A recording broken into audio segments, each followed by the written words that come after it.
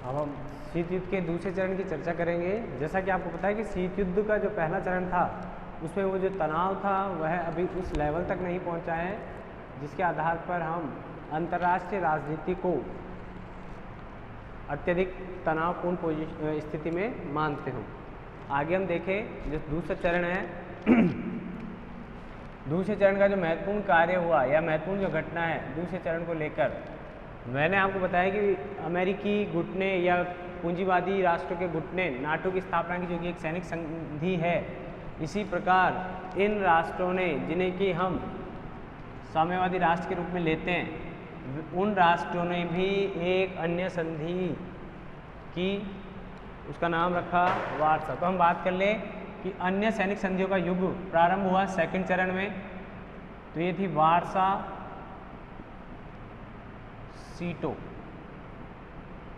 CentOS सैनिक संधियां।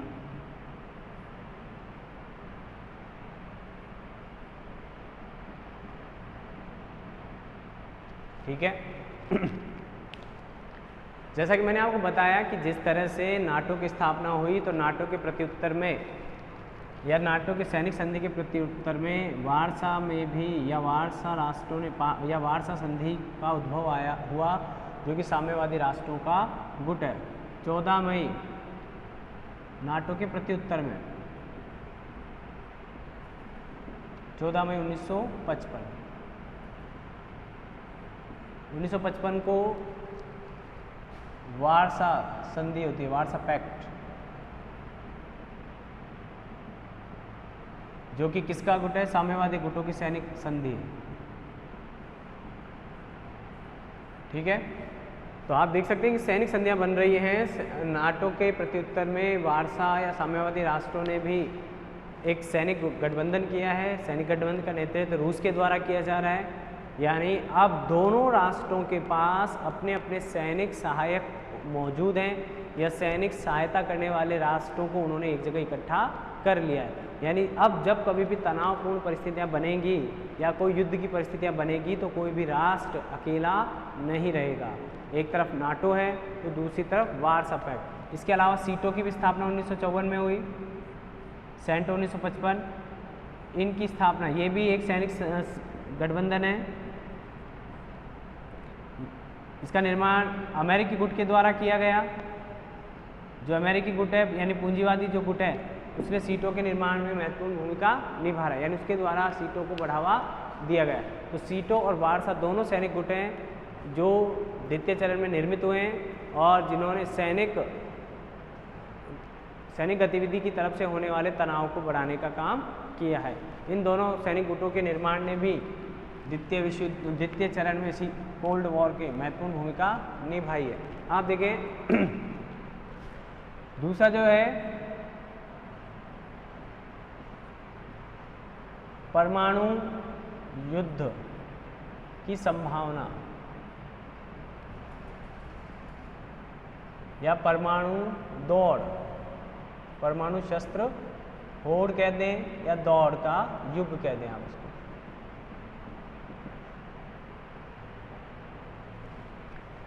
जैसा कि आपको पता है कि द्वितीय विश्व युद्ध के बाद के समय को अति मारकता का युग कहा गया। अब इस समय, इससे पूर्व हमने देखा था कि पहले चरण में अमेरिका ने 1945 में किया परमाणु परीक्षण और यूएसएसआर ने 1949 में परमाणु परीक्षण कर लिया है। इसके बावजूद इन दोनों के बीच तनाव कम होने की बजाय और बढ़ रहा है। ये भी परमाणु शक्ति संपन्न राष्ट्र हैं या ग्रुप हैं, अमेरिकन्स जो हैं या अमेरिका जिनका लीडर है, और दूसरी तरफ रूस जो यूएसएसआर है वह भी परमाणु संपन्न ग्रुप हो चुका है, यानी रूस ने परमाणु शक्ति प्राप्त कर ली है। तो यहाँ पर एक संतुष्टि आनी चाहिए थी, समानता का वातावरण बनना चाहिए था और तनाव में कुछ कमी होनी चाहिए थी, लेकिन ऐसा नहीं हो रहा है। ऐसा हम इसलिए कह पा रहे हैं क्योंकि 1953 में 1953 में नो वॉर पैक्ट का प्रस्ताव यूएसएसआर के द्वारा रखा गया,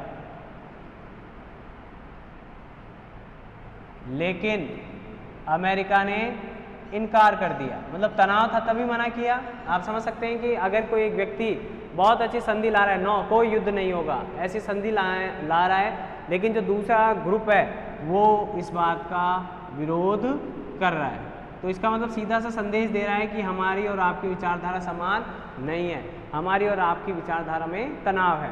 तो इसी तरह अमेरिका ने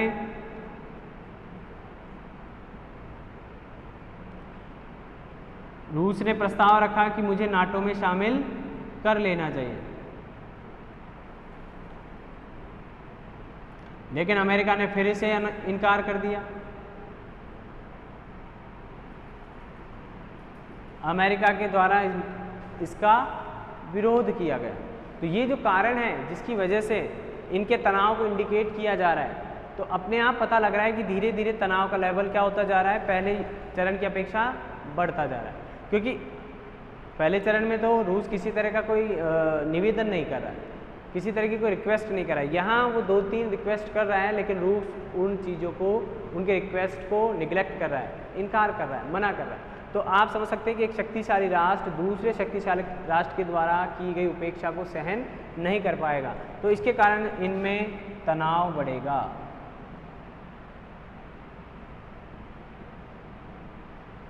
ठीक है, और ये जब तनाव बढ़ रहा है तो इस तनाव के द्वारा ही अंतर्राष्ट्रीय स्तर पर युद्ध की संभावनाओं को इनकार नहीं किया जा सकता। इसीलिए कह रहे हैं कि ये जो अंतर्राष्ट्रीय योजनाएं हैं, इन अंतर्राष्ट्रीय योजनाओं को आप अगर अच्छे तरीके से अध्ययन करेंगे तो आपको पता लगेगा कि किस तरह का तनाव कहाँ रखा गया था और इस तनाव का परिणाम आगे क्या रह रहा है। आगे देखें, हालांकि परमाणु परीक्षण किए दोनों राष्ट्रों ने, और दोनों राष्ट्रों ने परमाणु परीक्षण करने के बाद किसी तरह की कोई विचारधारा या किसी तरह का कोई शो ऑफ नहीं किया। यानी अमेरिका ने तो परमाणु बम का प्रयोग किया, लेकिन रूस ने इस तरह का कोई प्रयोग अभी तक किया नहीं था, उपयोग नहीं किया। ठीक है, तो आगे देखिए आप, एक छोटी सी मिस्टेक को ध्यान रखें, यूएसएसआर के द्वारा विरोध किया गया था और ये अमेरिका का प्रस्ताव था। नो वॉर जो पैक्ट की बात की गई वो अमेरिका ने की थी, इसका विरोध यूएसएसआर के द्वारा किया गया। तो इससे दोनों राष्ट्रों के बीच क्या बढ़ रहा है, तनाव। ऐसे एक यूएसएसआर के जो प्रधानमंत्री थे उनके द्वारा भी एक प्रस्ताव रखा गया था और उस प्रस्ताव के द्वारा अंतर्राष्ट्रीय स्तर पर शांति और सुरक्षा को बनाए रखने की मांग की गई थी या वातावरण निर्मित करने का प्रयास किया जा रहा था, लेकिन पश्चिमी शक्तियों के द्वारा उसका विरोध कर दिया गया। इसके बाद हम देखते हैं आगे जो दूसरा हमारा जो बिंदु है जिसने कि दूसरे चरण में महत्वपूर्ण भूमिका निभाई, हिंद चीन।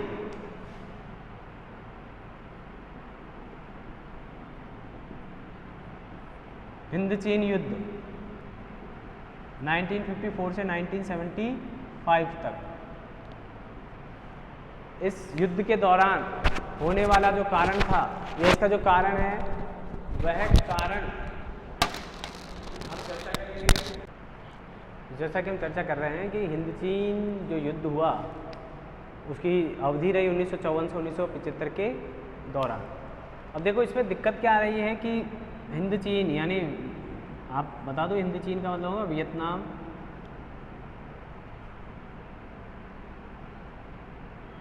कंबोडिया, वर्तमान में ये 3 राष्ट्र हैं, और लाओस। इन तीनों को मिलाकर हिंद चीन का नाम दिया गया। ठीक है, अब वर्तमान में इस तरह डिवाइडेड है। तो यहाँ पर एक फ्रांस, ब्रिटेन, चीन और यूएसएसआर और अमेरिका। ब्रिटेन को छोड़ दें हम, एक बार अमेरिका। ठीक है, ये 4 राष्ट्र हस्तक्षेप कर रहे हैं और एक ग्रुप दूसरे ग्रुप का विरोध कर रहा है। ये नहीं चाहता कि ये ग्रुप यहाँ पर हस्तक्षेप करे और ये अमेरिका फ्रांस की मदद करने के लिए या फ्रांस की सहायता करने के लिए यहाँ पर उपस्थित हो रहा है। ठीक है, तो अब आप जानते हैं कि जहाँ ये आ गया और जहाँ ये आ गया वहाँ पर तनाव इन दोनों ग्रुपों का नहीं रहकर, इन दोनों राष्ट्रों का नहीं रहकर संपूर्ण विश्व के तनाव में वो बदल जाता है। तो यहाँ पर यूएसएसआर का विरोध किया जा रहा है और यूएसएसआर के द्वारा अमेरिका के हस्तक्षेप का विरोध किया जा रहा है। तो इन मामलों को ध्यान में रखते हुए या इन पर नियंत्रण करने के लिए 1954 में जिनेवा समझौता होता है, लेकिन जिनेवा समझौता लागू हो उससे पहले ही 24 घंटे के अंदर अंदर ही, यानी इस समझौते के होने के बाद, लागू होने से पूर्व हो रहा है, अभी लागू नहीं हुआ है, उस दौरान ये जो दक्षिणी वियतनाम की जो सेनाएं हैं उनमें और उत्तरी वियतनाम जो है उस साम्यवादी गोरिल्लाओं में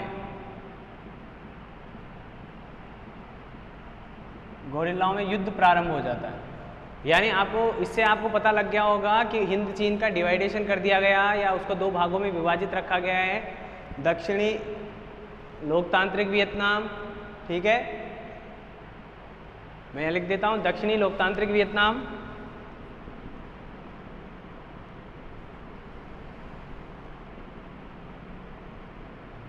और दूसरा ग्रुप था उत्तरी साम्यवादी वियतनाम।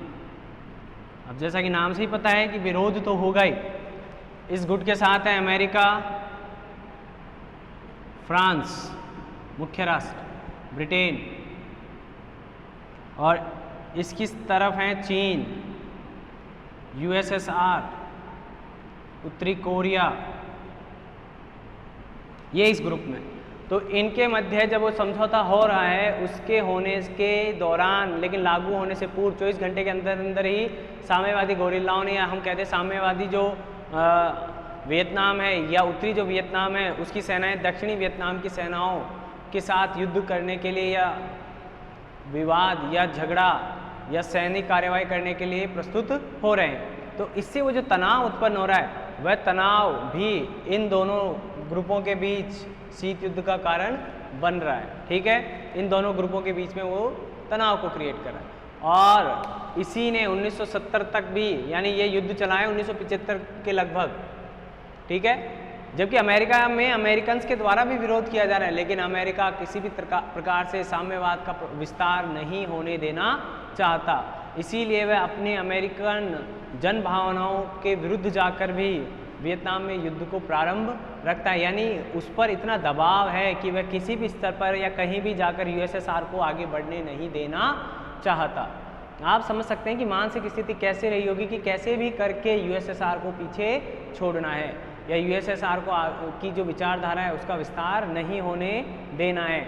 जबकि चीन में हो चुका है तो अमेरिका को और भय उत्पन्न हो रहा है कि कहीं चीन के प्रभाव से, रूस के प्रभाव से संपूर्ण एशिया में किसी भी प्रकार से साम्यवाद की स्थापना नहीं होनी चाहिए। तो इस घटनाओं ने भी, इस युद्ध ने भी तनाव को या शीत युद्ध को बढ़ाने का काम किया। आगे चलते हैं।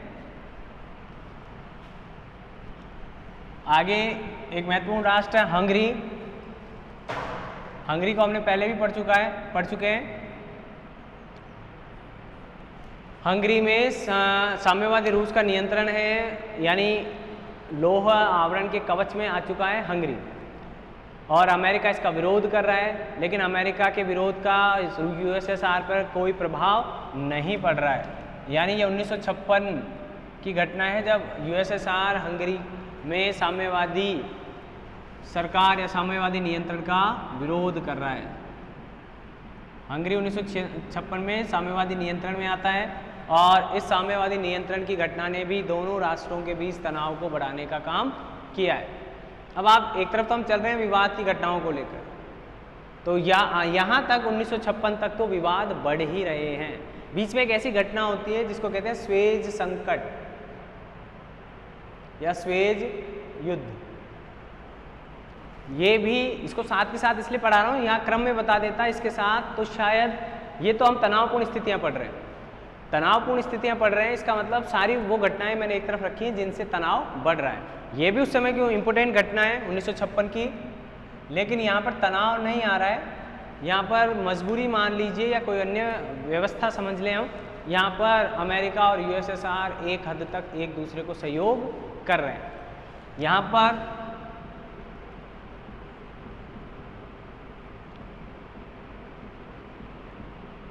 अमेरिका के बीच। क्यों हुआ? क्योंकि ब्रिटेन, फ्रांस और इजराइल मिस्र पर आक्रमण कर दिया इन राष्ट्रों ने, क्योंकि मिस्र ने 1956 में सुएज नहर पर नियंत्रण स्थापित करने का प्रयास किया। उसको अपने नियंत्रण में लेकर उसकी परमिशन के आधार पर ही अन्य लोग उस नहर से गुजर सकेंगे, ऐसी व्यवस्था करने की कोशिश की। इसका विरोध किया ब्रिटेन और फ्रांस और इजराइल ने। तो उस पर विरोध करने के लिए अब ये शक्तियाँ एक तरफ हैं और मिस्र के साथ यूएसएसआर है। तो यहाँ पर जो घटना घट रही है, यानी उस समय की बहुत महत्वपूर्ण घटना है, जिसने भी शीत युद्ध के आधार पर या शीत युद्ध के समय में एक महत्वपूर्ण भूमिका निभाई है। अब वहाँ उन दोनों राष्ट्रों के बीच थोड़ा तनाव नहीं है, लेकिन तनाव यहाँ क्रिएट हो रहा है, जो कि मित्र हैं ये आपस में, ये तीनों राष्ट्र आपस में मित्र हैं। अमेरिका इनका मित्र है, लेकिन वह इस समय इनका विरोध कर रहा है या इनका समर्थन नहीं कर रहा है। तो सुएज युद्ध को या सुएज संकट को ध्यान रखें। अगला चले हम, अगली जो बात आ रही है वो आ रही है आइजनहावर सिद्धांत।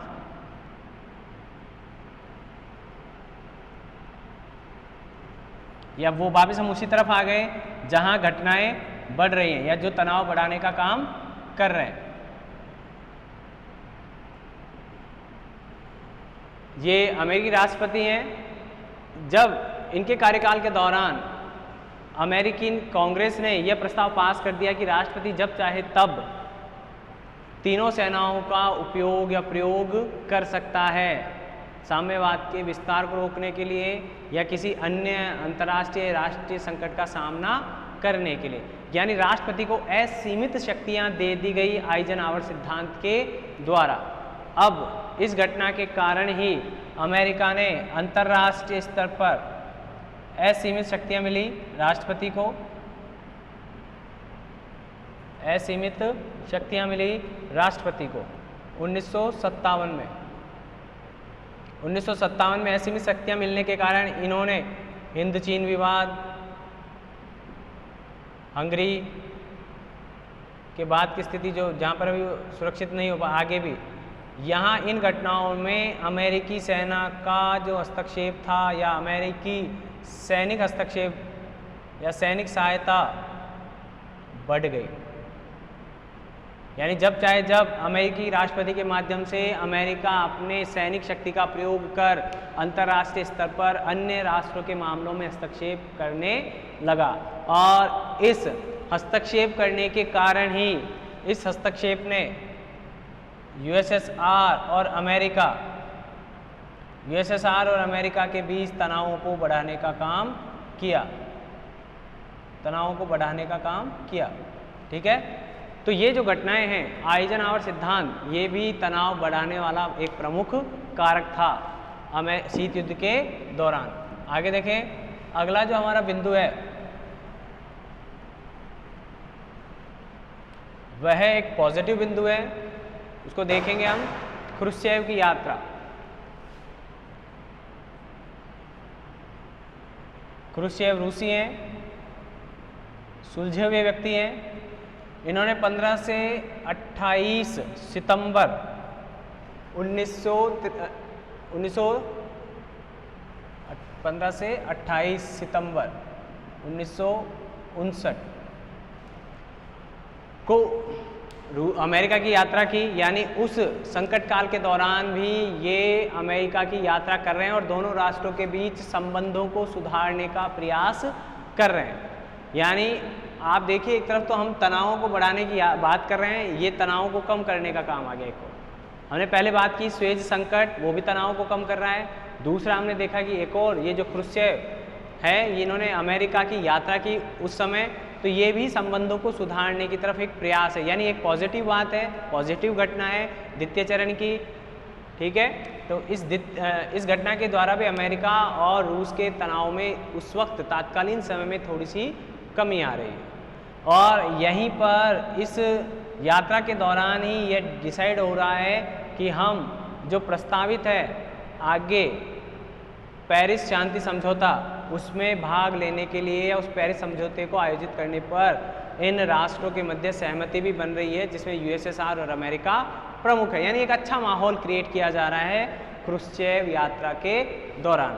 आगे देखें आप, ये तो पॉजिटिव हमारा एक कारण था, लेकिन अब आप समझ सकते हैं कि जब सारी चीज़ें पॉजिटिव होती हैं तो कभी कभी एक ऐसी घटना घट जाती है जिसके कारण वो जो सारा जो माहौल है वह तनाव में शामिल हो जाता है या तनाव के का एक महत्वपूर्ण कारण बन जाता है।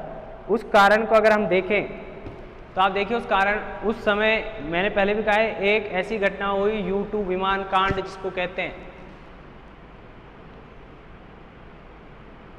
U2 विमान कांड। अब ये तनाव बढ़ाने की घटना है।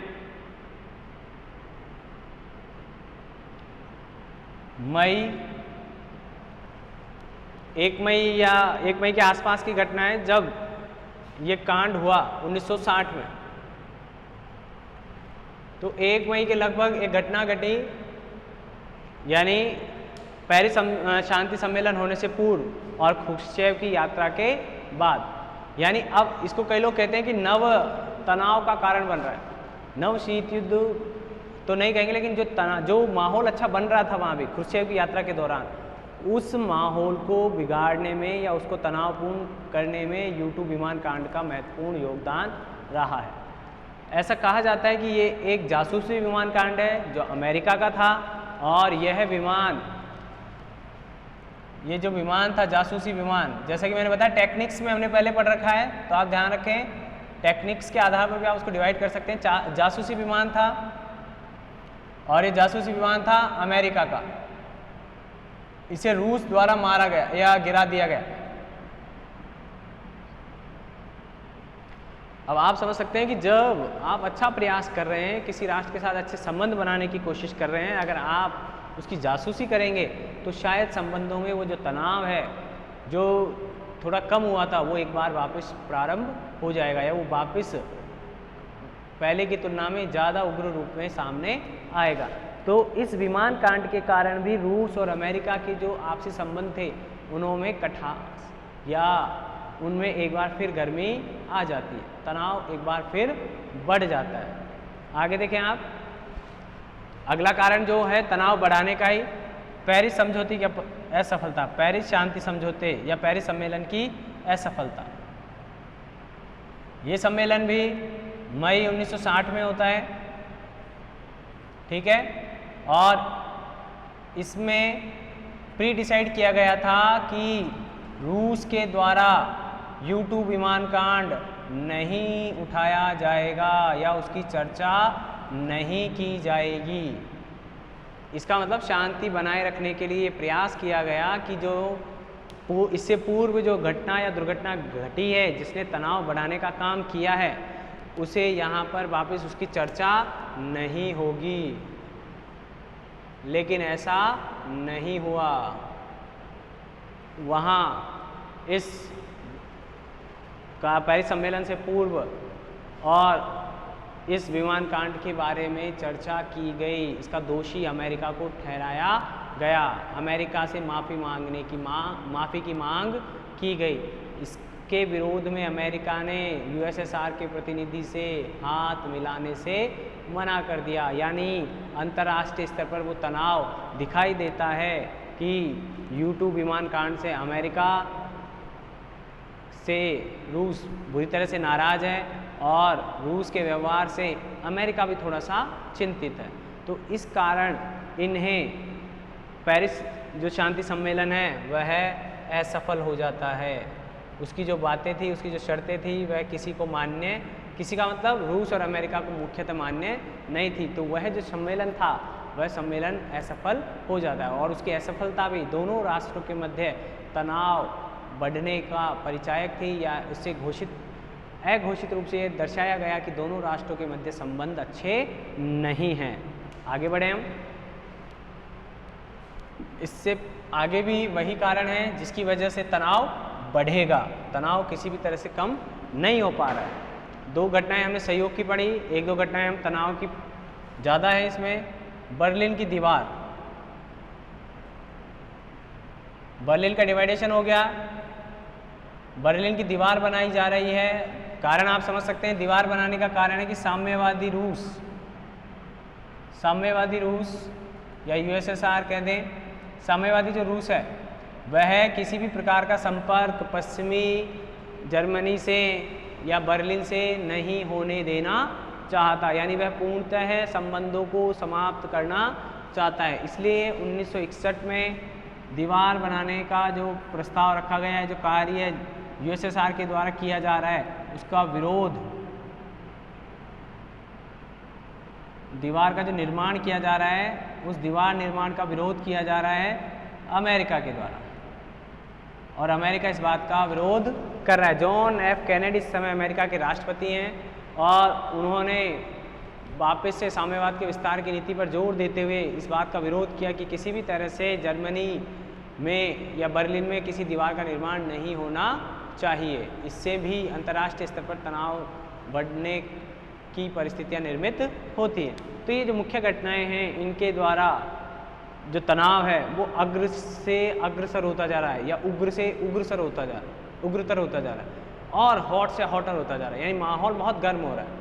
ठीक है, इसी का नतीजा अगला जो हमारा कारण है, बर्लिन की दीवार के निर्माण से जो विरोध उत्पन्न हो रहा है, जो परिस्थितियों का निर्माण हो रहा है, उनका नतीजा निकल के आता है क्यूबा संकट। ये आप ध्यान रखें, क्यूबा संकट एक महत्वपूर्ण, क्यूबा संकट आप देखें, क्यूबा संकट से तात्पर्य है कि क्यूबा में जब यूएसएसआर के द्वारा सैनिक अड्डा बनाना चाहता है और अनुमति भी मिल गई, प्रयास हो रहा है, यूएसएसआर के द्वारा क्यूबा में एक सैनिक अड्डा जो कि अमेरिका के निकट है, ठीक है, क्यूबा में एक सैनिक अड्डा बनाने की कोशिशें की जा रही है, तो अमेरिका इसका विरोध कर रहा है। ठीक है, यूएसएसआर के द्वारा क्यूबा में सैनिक अड्डा बन रहा है और सैनिक अड्डे का विरोध किया जा रहा है अमेरिका के द्वारा, क्योंकि अमेरिका के बहुत निकट है क्यूबा, ज़्यादा दूर नहीं है, उस पर अटैक करना मतलब उसके सीमाओं के अंतर्गत आ जाता है, सीमाओं पर मिसाइल तैनात करना चाहता है यूएसएसआर। अब आप समझ सकते हैं कि जिस तरह से जापान के माध्यम से चीन और रूस को घेरने का प्रयास प्रशांत महासागर में अमेरिका के द्वारा किया गया, वैसा ही प्रयास क्यूबा के माध्यम से यूएसएसआर के द्वारा अमेरिका को घेरने का किया जाएगा। अब अमेरिका इस बात का विरोध कर रहा है और विरोध करने के साथ साथ जैसे ही यूएसएसआर के सैनिक अड्डे की सामग्री लेकर उसके जहाज, ये जो राशि है, जहाज लेकर जाते हैं, तो उन जहाज़ों को अमेरिका के द्वारा उनकी नाकेबंदी कर दी जाती है। और इस नाकेबंदी का मतलब आप समझ रहे हैं कि एक तरफ तो अमेरिका के जहाज हैं, पोत हैं, युद्धवाहक युद्धपोत, और दूसरी तरफ अमेरिका उनको रोकने के लिए अपने युद्धपोतों को वहाँ लगा रहा है। तो आप समझ सकते हैं कि कितना गर्म माहौल हो गया। कहते हैं कि युद्ध की स्थिति आ गई थी, हॉट वॉर की पोजीशंस वहाँ पर आ रही है, डायरेक्ट युद्ध होने की संभावना वहाँ पर जन्म ले रही है। तो इन परिस्थितियों में जब एक बार फिर संपूर्ण विश्व तनावपूर्ण स्थितियों का सामना करने के लिए, युद्ध का सामना करने के लिए अग्रसर हो रहा है, ऐसी परिस्थितियों ने भी शीत युद्ध को बढ़ाने के लिए द्वितीय चरण में महत्वपूर्ण कारण बन रहा है। तो इस कारण को खत्म करने का प्रयास करेंगे अभी दोनों राष्ट्र अपनी आम सहमति के द्वारा। कोई और तीसरा राष्ट्र इसमें हस्तक्षेप नहीं कर पाएगा। आपको पता है यूएसएसआर एक पावरफुल संस्था है, लेकिन वह इतनी पावरफुल नहीं है कि वह अमेरिका खुद भी इतना पावरफुल नहीं है कि वह डायरेक्ट युद्ध का सामना कर सके। तो ये जो क्यूबा संकट है वह हॉट वॉर में बदलने वाला है, लेकिन इनकी आपसी सहमति कहें या आपसी समझ कहें, हॉट वॉर में बदलने से पहले ही दोनों राष्ट्रों को सद्बुद्धि आ गई। उन्हें थोड़ा सा लगा कि नहीं, ऐसा नहीं होना चाहिए। हालांकि यूएसएसआर ने ये शर्त रखी कि तुर्की में जो मिसाइल्स तैनात की गई हैं अमेरिका के द्वारा, यूएसएसआर ने शर्त रखी कि तुर्की या टर्की में जो मिसाइल्स तैनात हैं उन्हें अमेरिका हटाए, यानी एक तरह से जो चुनौती यूएसएसआर को अमेरिका के द्वारा मिल रही है तुर्की में, उस चुनौती को हटाने की मांग रखी, लेकिन अमेरिका ने ऐसा करने से मना कर दिया, मतलब वो उस बात पर ध्यान नहीं दे रहा है। तो उस नाकाबंदी का रिजल्ट ये रहा कि कुछ समय के पश्चात अमेरिका और यूएसएसआर के मध्य तनाव खत्म हो जाता है, क्योंकि यूएसएसआर क्यूबा में अपने सैनिक अड्डे का निर्माण करने की योजना से पीछे हट जाता है। ठीक है, अब वो जो युद्ध में बदलने की स्थिति थी वो तो समाप्त हो गई, लेकिन वो जो तनाव दोनों राष्ट्रों के बीच था वो तनाव खत्म नहीं हुआ, उसमें किसी भी प्रकार की कोई कमी नहीं आ रही। तो ये जो उच्चतर स्तर था, ये 1962 की बात है। ठीक है, तो 1962 में ये बात हो रही है, और ये 1962 का क्यूबा संकट है। इसे आप अच्छे से ध्यान में रख लें कि यानी अमेरिका को भी चुनौती दी गई, अमेरिका के निकट पड़ोसियों में या जो उसके निकटस्थ जो राष्ट्र हैं उनमें साम्यवाद का विस्तार एक बार पॉसिबल हो चुका था। आज भी क्यूबा साम्यवादी राष्ट्र है, ठीक है, लेकिन वो जो रूस का पिछलग्गू बन सकता था, उस परिस्थिति को अमेरिका ने बड़े अच्छे से हैंडल किया, उसको रोकने का जो प्रयास किया वो किया, और उससे अंतर्राष्ट्रीय स्तर पर युद्ध में भी बदलने से रोक दिया गया। तो दोनों पोजीशन में अमेरिका की स्थिति मजबूत दिखाई देती है, और जहाँ जहाँ अमेरिका मजबूत है वहाँ वहाँ यूएसएसआर उसका विरोध करता है। तो इससे शीत युद्ध की जो परिस्थितियाँ थी वो और कठोर होती जा रही हैं और तनावपूर्ण होती जा रही हैं, और इसी का नतीजा रहा कि ये संकट बहुत बड़े स्तर पर हुआ, यानी इसने बहुत ज़्यादा तनाव उत्पन्न किया। इसका नतीजा देखें, आगे एक बार युद्ध के लिए निकट आए, लेकिन फिर आप देखिएगा कि फिर जब भी कोई माहौल बहुत ज़्यादा गर्म हो जाता है और वो युद्ध में परिणित नहीं होता है, तो उसके बाद की जो परिस्थितियाँ होती हैं वो कुछ समय के लिए शांतिपूर्ण परिस्थितियों में बदल जाती है। तो ये तो कठिन परिस्थितियाँ थी। एक और हम देखें, पीटीबीटी होती है, फिर पार्शियल टेस्ट बैंड ट्रीटी, और मास्को में 1963 में,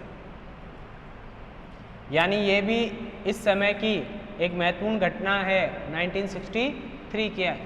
अब इसमें कौन कौन है? ब्रिटेन, रूस और अमेरिका, तीनों सहयोग कर रहे हैं। आपको पता है कि ये संधि की गई है कि किसी भी तरह का परमाणु परीक्षण नहीं किया जाएगा। ठीक है, तो उस परमाणु परीक्षण को रोकने के लिए आप देखिए, इस तनावपूर्ण स्थिति के दौरान 1953 से 1963 के दौरान जो तनावपूर्ण स्थितियाँ बन रही हैं, क्यूबा संकट हो रहा है, उसके बाद एक घटना आती है जहाँ ये तीनों राष्ट्र आपस में क्या कर रहे हैं? सहयोग कर रहे हैं। अब यहाँ पर ये मजबूरी है सहयोग करना, क्योंकि इससे इनका एकाधिकार बना रहता है परमाणु बम्बों पर, इसलिए ये यहाँ पर ये सहयोग कर रहे हैं। ये स्थायी सहयोग नहीं है, स्थायी सहयोग नहीं है, और इसका नतीजा है कि यहाँ शांति की उम्मीद करना या लंबे समय तक शांति बनी रहेगी, ऐसा संभव नहीं है। ऐसे आप उम्मीद करेंगे तो नुकसान में रहेंगे, अगर आप इनमें से कोई राष्ट्र हैं तो भी। तो इसलिए हम ये नहीं कह सकते कि यहाँ सहयोग करें तो आगे भी सहयोग करेंगे, लेकिन जैसा वो कार्य था या जैसी आवश्यकता के अनुसार सहयोग कर रहे हैं। लेकिन हम ये कह रहे हैं कि इनके बाद ये जो पीटीबीटी होती है, उसके बाद तनावपूर्ण परिस्थितियाँ जो हैं, जो क्यूबा संकट में बहुत उच्च लेवल पर पहुँच गई थी, उनमें थोड़ी सी कमी आती है। ठीक है, तो उनको हम अगले चरण में पढ़ेंगे।